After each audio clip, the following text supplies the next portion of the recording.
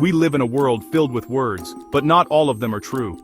Lies are everywhere, sometimes harmless, sometimes with serious consequences. Most of us think we can spot a lie, but we often look for the wrong signs. The real clues are hidden in the words people choose, not their body language. Decades of research show that language subtly shifts when someone is being deceptive. My team analyzed thousands of conversations, from courtrooms to casual chats, searching for patterns. We found that lying is mentally demanding, and this strain leaks into our speech. When people lie, their words, sentence structure, and even self-references change in predictable ways. It's like learning a new language, the language of what's unsaid or said differently. This isn't about distrusting everyone, but about listening more closely. By noticing these linguistic clues, we become more discerning listeners. We can better understand the truth behind what we hear. Let's explore how to recognize this hidden language.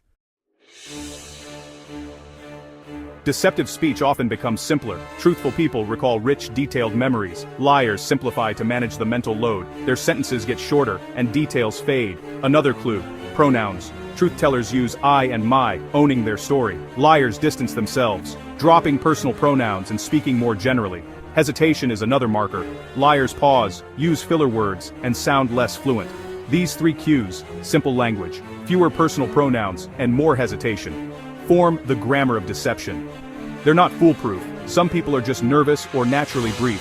But when these signs appear together, it's a signal to listen more carefully. It suggests the speaker is under cognitive strain, possibly inventing details. Instead of jumping to conclusions, use these cues to ask clarifying questions. The more you notice, the better you'll understand what's really being said. Let's look at another common trap: overcompensation. Some liars overcompensate, adding too much detail to seem believable. They might recall irrelevant specifics, a car's color, a stranger's hat, to make their story sound real. Truthful people rarely overload their stories with such details. Another red flag: bolstering statements like, "to be honest," or "why would I lie?" Honest people don't need to advertise their truthfulness. When you hear excessive details and repeated assurances, be alert. Let's test this. Imagine a coworker says, "To be honest, traffic was awful. A big blue truck broke down, a guy in a red hat got out, I waited 25 minutes, my phone died." Notice the bolstering phrase and the oddly specific, unnecessary details. Also, the focus is on external factors, not personal responsibility. While it could be true, these are classic signs of overcompensation. When you spot these patterns, pause and consider, is the story too perfect? Use your awareness to listen more critically. Now, how do we use this knowledge wisely? The goal isn't to accuse everyone of lying, but to become a more thoughtful listener.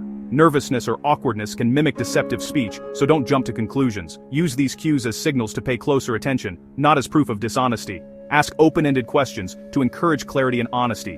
Language reflects our internal state. Stress, confidence, or concealment all leave traces. By spotting these fingerprints, you gain deeper insight into others. Listen for the story behind the story. Practice observing these patterns in daily life. Politicians, interviews, your own conversations. Don't hunt for lies, just notice language. The more you listen, the more attuned you'll become to the rhythms of truth and deception. This journey won't make you cynical. Instead, it will make you a more empathetic, insightful communicator. You'll be better equipped to navigate the complexities of human interaction.